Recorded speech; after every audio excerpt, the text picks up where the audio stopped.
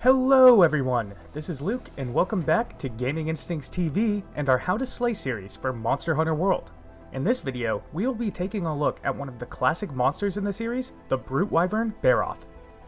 Being one of the earlier monsters that hunters will confront in this game, the size of Barroth may seem a little intimidating at first, but compared to other monsters its size, it is relatively slow moving and its attack patterns are very easy to read. There are three main attacks that the hunter should look out for.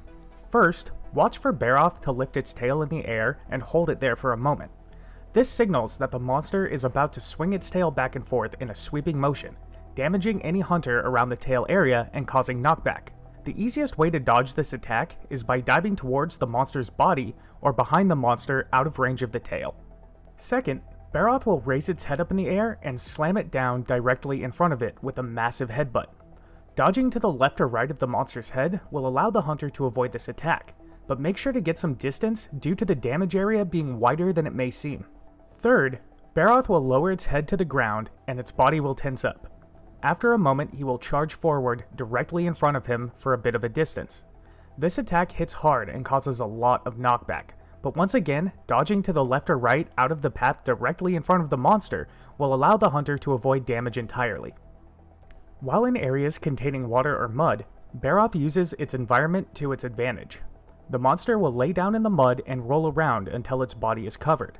This adds a layer of armor to the monster that lower sharpness weapons will bounce off of. Barroth will also be able to fling mud off its body either when using its standstill headbutt attack, or by shaking its body back and forth and flinging piles of mud off all around it. If the hunter is hit by the mud, it can give the hunter water blight, which will cause stamina regen to slow down and the stamina bar to deplete faster. If a hunter walks into one of these mud piles on the ground, the hunter is slowed down and will not be able to attack until they have escaped and recovered. The best way to deal with this mechanic is to back away from the mud piles until they disappear a few seconds later, before engaging the monster again. Attacking the monster anywhere on the body will eventually start to break off the mud layer, and once the mud is gone, Barroth will no longer be able to use these attacks. The two main weak areas on the Barroth are its front claws and its tail, which can be severed off. The crown of the Barroth's head can also be broken off with a blunt weapon, but it is not a weak point on the body.